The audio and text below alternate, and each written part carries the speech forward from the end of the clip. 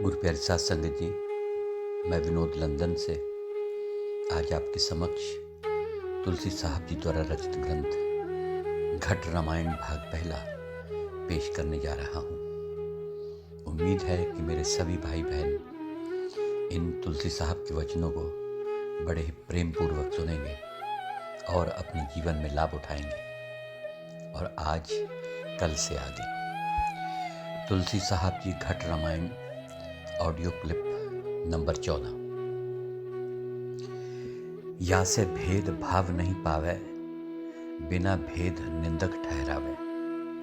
जो बाबे मुख कही लखाई, जय जयवंती में विधि गाई। तुलसी साहब जी फरमाते हैं कि जिस भेद की संत बात करते हैं, भेखी उसको नहीं जानते, और बिना जाने कहते हैं कि संत झूठ बोलते हैं।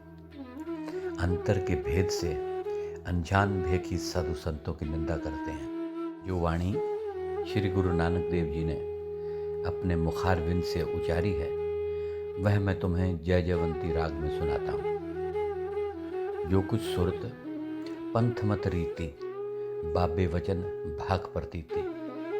जय जयवंती में सब गाई, पलक राम सुनियो चितलाई।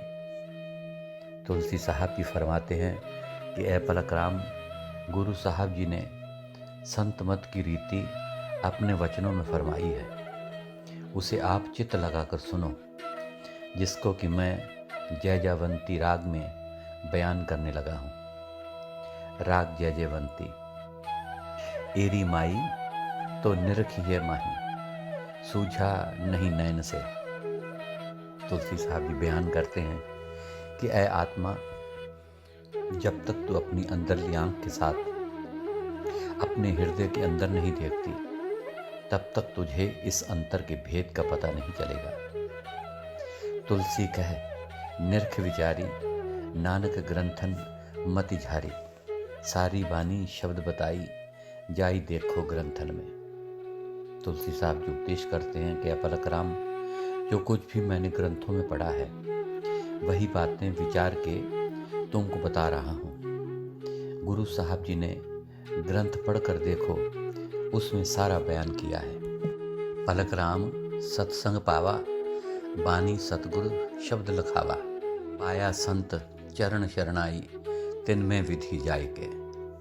तुलसी साहब जी फरमाते हैं कि पलक राम, सत्संग में जाकर ही गुरु साहब जी की वाणी के अर्थ पता चलेंगे। यह सब कुछ संतों की शरण में जाकर ही प्राप्त होता है। पंथी भेदय विधि नहीं जाने, पंथी जात बखाने। बाबे पंथ सुरत गत गाई, पाए चढ़ धाई के। भेखी पंथियों का मत जात पात के चक्कर में डाले रखता है। वह संतों की विधि को नहीं जानते, और गुरु साहब ने अंतर के मंडलों में ऊपर जाकर जो देखा, वही वाणी में फरमाया है, वही गाया है। सुरत कड़ियाव बताई, परे साधन संत चढ़ाई। वह गुरु चौथे पद पाया, सब गाया संतन में। गुरु साहब ने सुरत को इस शरीर से बाहर निकालने का ढंग बताया है, जो गुरु से नाम के लिए बगैर संभव नहीं। उनका उपदेश कि किसी पूर्ण महात्मा से नाम लेकर और नाम की कमाई करो, और चौथे पद में जाकर वाहे गुरु के दर्शन करो। गोरख जो गोष्ठ बताई, मन गोरख इंद्री माही। 84 सिद्ध नौ नाथा, नाथे नौ द्वार में। श्री गुरु नानक देव जी की सिद्धों के साथ जो गोष्ठी हुई थी, उसमें मन गोरख कहकर बयान किया है। उन्होंने कहा कि ये मन इंद्रियों के वश में है। 84 सिद्ध, 84 योनियाँ बताई गई हैं, और 9 नाथ, 9 दरवाजे हैं जो कि इस शरीर में हैं। 2 कान, 2 आँखें, नाक, जुबान, चमड़ी और 2 इंद्रियां जो नीचे हैं। पेशाब करने की इंद्री और मूल द्वार। नाथे 9 द्वार माही, 84 नित आई जाई। दृग से साईं नहीं देखा, लेखा यही गोष्ठी में। तुलसी साहब जी फरमाते हैं कि हमारी ये आत्मा 9 द्वारों में फंसी रहती है और 84 लाख योनियों के जेल खाने में भटक रही है। कभी पैदा होती है तो कभी मरती है। गुरु साहब ने 84 लाख जिया जून के जेल खाने की तुलना 84 सिद्धों का उपदेश देकर किया है। हमने इस आवागमन के चक्कर को ख़त्म करना है। पौड़ी पौड़ी बाबे गाई, सीढ़ी पौड़ी चढ़न बताई, तुम तो विधि पढ़ पढ़ हारे, पारे नहीं देखिया। गुरु साहब जी फरमाते हैं कि पौड़ी का इशारा गुरु साहब ने अंदर की तरफ किया है। हमारे इस शरीर के भीतर जाने के लिए परमात्मा ने पौड़ियाँ बनाई हैं, यानी कि सीढ़ियाँ बनाई हैं। फिर हम उस सीढ़ी का इस्तेमाल कर अपने इस शरीर के भीतर जा सकते हैं और उस वाहिगुरु से मिल सकते हैं। पर ए पलक राम, हमने सिर्फ और सिर्फ बाणी को पढ़ने पर जोर दिया हुआ है। कभी भी गुरु साहब के उपदेश मुताबिक हमने अंदर जाकर नहीं देखा कि हमारे अंदर क्या है। पंज ग्रंथि तत्थ लखावे, पृथ्वी पवन आकाश समावे, अग्नि जल पांच बधाया, पंज ग्रंथि गाय के। तुलसी साहब जी फरमाते हैं कि पलक राम, इस शरीर को 5 तत्व यानी मिट्टी, पानी, आग, हवा और आकाश की गांठ बताया गया है। पंच ग्रंथि में यह बात गुरु साहब ने बड़ी अच्छी तरह समझाई है। आद ग्रंथ प्रथम बखाना, जब बना ब्रह्मंड समाना, आद ग्रंथ रचना बांधी, बाबे कही जाए के। तुलसी साहब जी फरमाते हैं कि सबसे पहले इस आद ग्रंथ में इसे बयान किया गया है। जब सारा सिलसिला आकर ब्रह्मांड में आकर भाव ये रचना का विस्तार हुआ था, यह सब कुछ गुरु साहब ने अंदर देख कर बयान किया है। सुखमन यह घाट कहाई, इड़ा पिंगला सुखमन माहे, चढ़ो सुरत गगन समावा, पावा बहु धाय के। तुलसी साहब जी फरमाते हैं, पलक राम, इस शरीर के भीतर 3 नाड़ियाँ इड़ा, पिंगला और सुखमना हैं। इड़ा नाड़ी जोगियों की मानी हुई नाड़ी है, जो बाईं नासिका से लेकर रीढ़ की हड्डी के बाईं तरफ से होती हुई आपके दिमाग में पहुंचती है।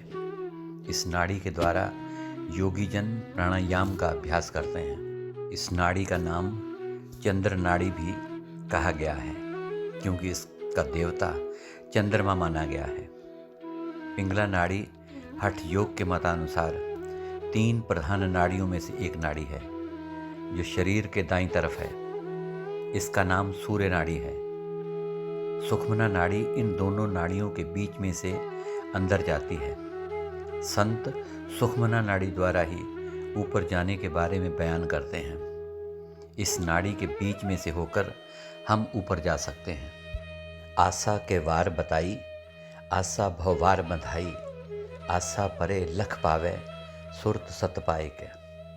तुलसी साहब जी फरमाते हैं कि आशा है उस पर श्री गुरु नानक देव जी ने आशा की वार संक्षेप में लिखी है, जिसका मूल भाव हम अपनी आशा मनसा को छोड़कर किसी पूर्ण महात्मा से नाम दान लेकर नाम की कमाई करके फिर ऊपर की मंजिलों पर जा सकते हैं।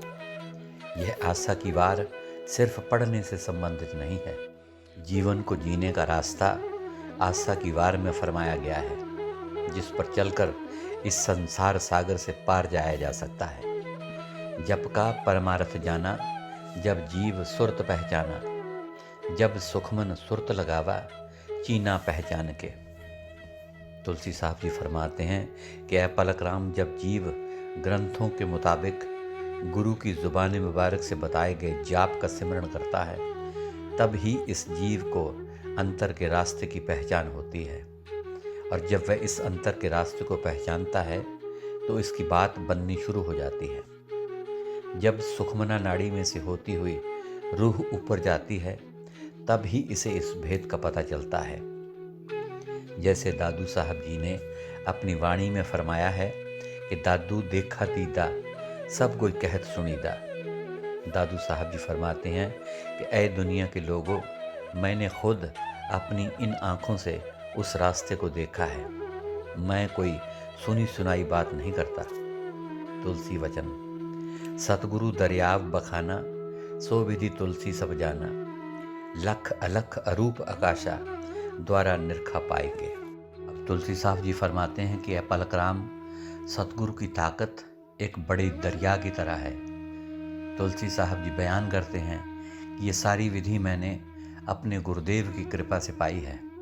गुरु की कृपा से ही उसका अलग रूप लखा और गुरु की कृपा से ही उसे देखा। फरमाते हैं कि हम किश्ती द्वारा एक किनारे से दूसरे किनारे तक जा सकते हैं और ठीक इसी तरह सतगुरु जीव को अंतर के भव सागर के एक किनारे से दूसरे किनारे तक शब्द के जहाज पर चढ़ा कर ले जाता है। तुलसी वचन, अमृतसर गुरु लखाई, जह जीव अमर होई जाई, असमाना चढ़ असमाना, जाना जिन जाय के। तुलसी साहब जी अपनी रचना से फरमाते हैं कि ए पलकराम, इस काया के भीतर अमृतसर का सरोवर है।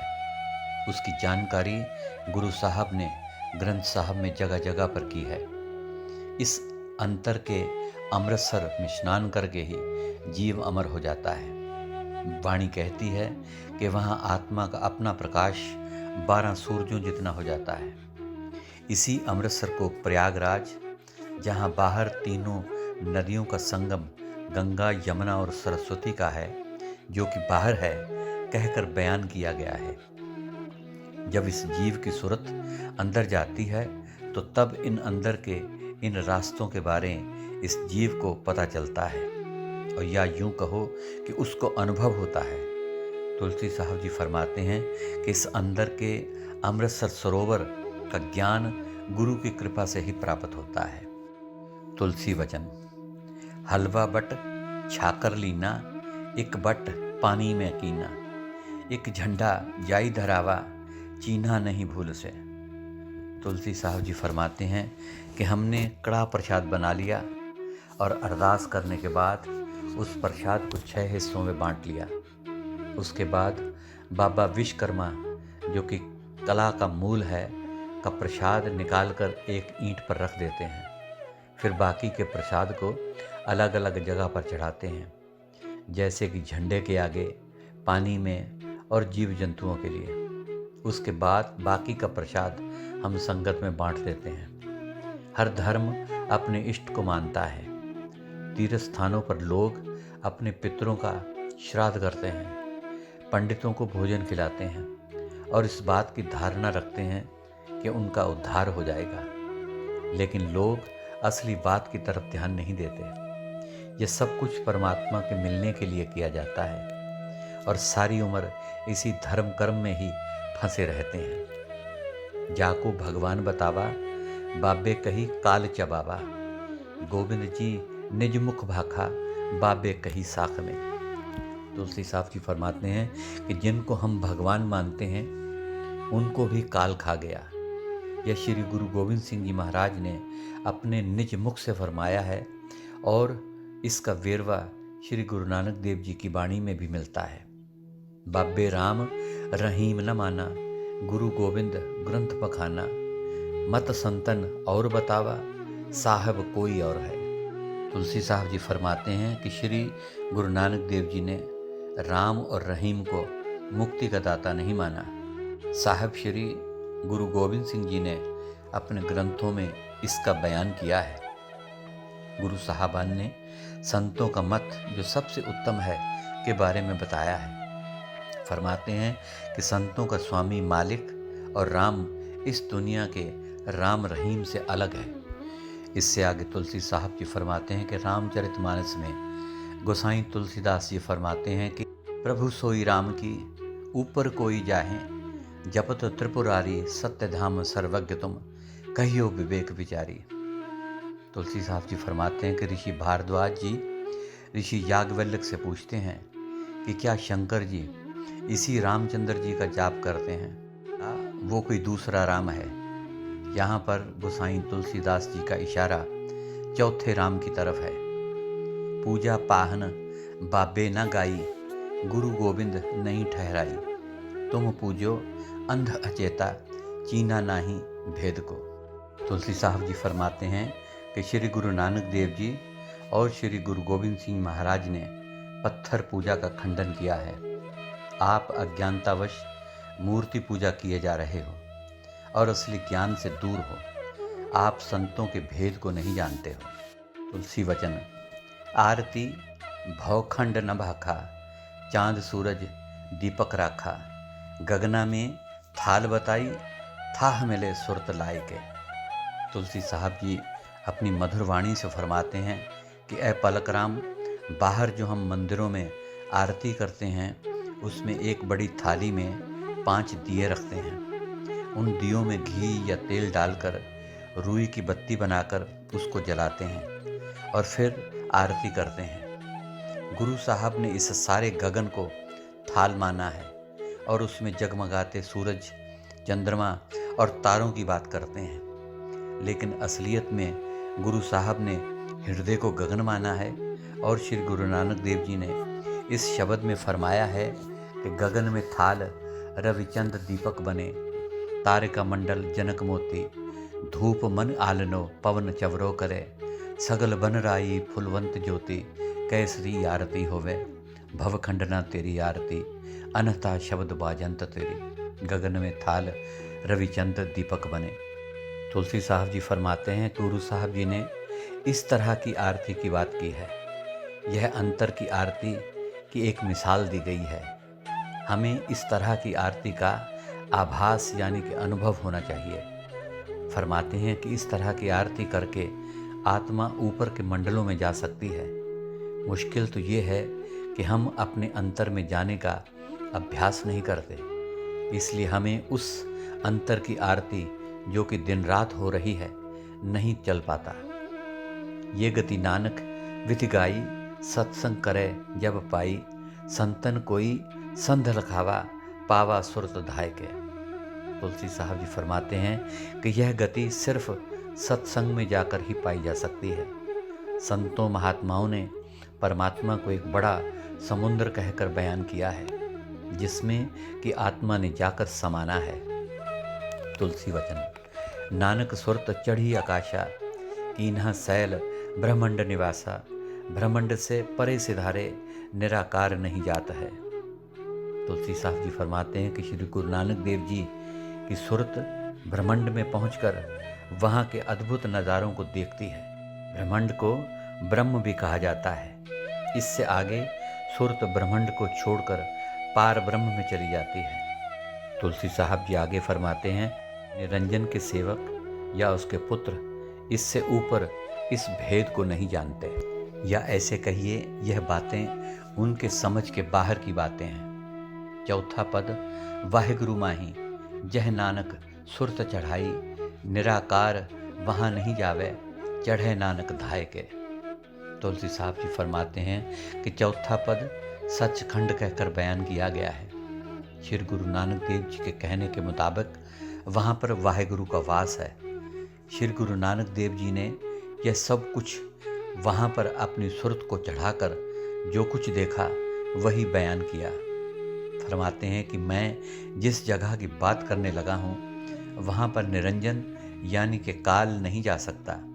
गुरु नानक देव जी ने अभ्यास के बल द्वारा सचखंड में पहुंचकर यह सब कुछ बयान किया है। तुलसी संतन गति न्यारी, यह ज्योति नहीं निराकारी, इनको सब काल बतावे, तुलसी पीव दयाल हो।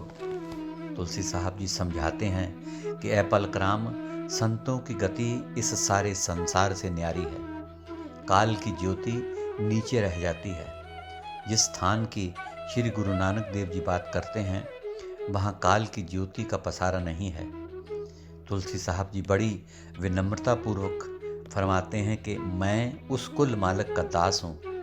दूसरे संतों के द्वारा बताए हुए स्थानों को काल का दायरा बताते हैं, पर यह पाप है और झूठ है। कहते हैं कि मेरा पति परमेश्वर वह कुल मालिक है और वो दयाल पुरुष है। वही कुल मालिक अपने संतों का रूप धार कर इस मातलोक में जीवों को उपदेश देने के लिए आता है। ये फरमाते हैं कि वही मालिक हमारे लिए देहधारी गुरु का रूप धारता है। जब तक कोई हमारे जैसा मनुष्य बनकर न हमें समझाए तब तक हम उस कुल मालिक की बाबत कुछ भी नहीं समझ सकते। राग बिलावल। नानक नजरा निहाल, पलक में निहाला, तुलसी साहब जी ने श्री गुरु नानक देव जी की प्रशंसा करते हुए फरमाते हैं कि श्री गुरु साहब ने अपनी दया मेहर की नज़र से अपने सभी सेवकों को एक पल में निहाल कर दिया। सुरत चली अगम चाल, छूटी ग्रंथि निहाल, सतगुरु वह गुरु दयाल, नाल नौ के पारा। तुलसी साहब जी फरमाते हैं कि अब सुरत अलख अगम और अनामी देश में जाकर निहाल हो गई। 5 तत्व की ग्रंथि से उसका छुटकारा हो गया और सुरत सचखंड पहुंच गई, जिसको कि श्री गुरु नानक देव जी ने वह गुरुपद कहकर बयान किया है। तुलसी वचन। दया के कपास पाना, संतोख का सूत जान, ग्रंथि जत वार मान, ये जनेऊ सारा, फीकी जग गांठ खोल, तोल मोल न्यारा। इस प्रसंग में तुलसी साहब जी गुरु नानक देव जी के जनेऊ धारण करने के वक्त की बात को बयान करते हैं कि जिस वक्त श्री गुरु नानक देव जी बड़े हुए तो गुरु साहब जी के गले में जनेऊ धारण करने का विचार किया गया। उस वक्त के पंडित हरदयाल जी को जनेऊ संस्कार करने के लिए आमंत्रित किया गया। जिस वक्त पंडित जी श्री गुरु नानक देव जी के गले में जनेऊ डालने लगे तो श्री गुरु नानक देव जी ने पंडित से सवाल किया कि क्या पंडित जी आपके पास ऐसा जनेऊ भी है जो आत्मा के अंग संग रहे? अगर है तो वो मुझे धारण करवाइए। श्री गुरु नानक देव जी की यह बात सुनकर पंडित हरदयाल गुरु साहब जी से कहने लगा कि ऐसा कोई भी जनेऊ मेरे पास नहीं है। उस वक्त श्री गुरु नानक देव जी ने आशा की वार में यह श्लोक उच्चारण किया था जो 15 श्लोक में दर्ज है। तुलसी साहब जी फरमाते हैं कि श्री गुरु नानक देव जी का उपदेश है कि दया की कपास लेकर, संतोख का सूत लेकर, जत की गांठें मारकर, सत्य का वट देकर, जनेऊ बनाकर वो मेरे गले में डालो। गुरु साहब जी ने अपनी वाणी में फरमाया है कि दया कपाह, संतोख सूत, जत गंडी सत वट, एहो जनेऊ जी का होए तपांडे कत, ना एह टुटे ना मल लगे, ना एह जले न जाए, तन जो मानस नानका जो गढ़ चले पाए। तुलसी साहब जी फरमाते हैं कि जो सच्चाई को नहीं मानता, भाव जो जनेऊ के असली मकसद को नहीं जानता, उनकी परमात्मा के साथ मिलने वाली गांठ फीकी है। भाव उसमें प्रेम नहीं है, उनके भाव तोल का पैमाना ठीक नहीं। त्रैपन नहीं तमक होई, मन का मैल जो धोए, ऐसी सत गति जोए, खोई खूब डारा।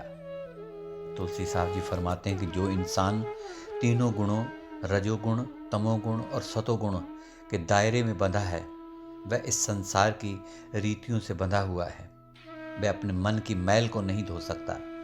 फरमाते हैं कि जो जीव संतों की रीत को छोड़ देते हैं, यानी कि भाव भूल जाते हैं और उनके मार्ग पर नहीं चलते, उनको परमात्मा के दरबार में से निकाल दिया जाता है। तुलसी वचन। तेरा तो ही में यार, सुरत नैना सवार, निरखा संतन निहार, माही मौज मारा, सुरत लय नृत बूझ, सूझ शब्द सारा। तुलसी साहब जी अपनी रसना से फरमाते हैं कि ऐ जीव, तेरा यार तेरे अंदर ही बैठा है, अपनी अंदर की आंखें खोल। फरमाते हैं कि उसके मिलने का रास्ता तीसरे तिल में है। आगे फरमाते हैं कि संतों के स्वरूप को अंदर देखो और शब्द स्वरूपी गुरु के दर्शन करो। वहाँ बहुत ही आनंद है, वहाँ जाकर मौज करो। आगे फरमाते हैं कि संतों की सुरत को अच्छी तरह निरखो और सूझबूझ के साथ शब्द की सार को समझो। तुलसी वचन। पांडे के गले घात, टूटे न जरे जात, मैली न हुए हाथ, धन्य वो सेवक न्यारा। तुलसी साहब जी फरमाते हैं कि श्री गुरु नानक देव जी ने पंडित को कहा कि मेरे गले में वो जनेऊ डालो जो न कभी टूटे, न कभी मैला हो और न अग्नि उसे जला सके, और ऐसा जनेऊ जो मेरी आत्मा के पापों की मैल को साफ कर दे। फिर फरमाते हैं कि वो सेवक धन्य है जो इस तरह का जनेऊ पहनते हैं। तुलसी वचन। संतों ने ग्रंथ खोल, सूझा अगमन अमोल, गोविंद जी गुर अतोल, पाया सतनाम संत, हाथ लाग हीरा। तुलसी साहब जी फरमाते हैं कि जब संतों ने अंतर के भेद को अपनी वाणी में खोला तो अगम देश की सूझ पड़ी। फरमाते हैं कि सतगुरु की बराबरी कोई भी नहीं कर सकता। सिर्फ उनकी चाल का अनुकरण करके भव सागर के पार चलो। गुरबाणी में आया है कि प्यो दादे का खोल डिठा खजाना, ता मेरे मन भया निदाना। फरमाते हैं कि जिस वक्त संतों महात्माओं की वाणी पढ़ी और कुछ सूझ आई तो फिर पता चला कि यह शरीर 5 तत्व का पुतला ही नहीं बल्कि वह परमपिता परमात्मा भी इसी में निवास करता है। फिर आगे फरमाते हैं कि जब हमने पूर्ण महात्मा का सत्संग पाया, नाम दीक्षा ली, अभ्यास किया, उसके बाद पता चला कि संत जिसको अनमोल हीरा कहकर बयान करते हैं वह सचमुच कितनी बड़ी ताकत है और वह हमारे अंदर है। फिर इसकी सूझ पड़ती है। सो गुरु प्यारी साध संगत जी, आज के लिए इतना ही। कल फिर सुबह आपके समक्ष तुलसी साहब जी के अंश पेश करूँगा और अब आपसे इजाज़त चाहूँगा। कबूल फरमाइए। मेरी तरफ से प्यार भरी धन धन सतगुरु तेरा ही आसरा, हाजिर नाजिर जिंदा राम तेरा ही आसरा।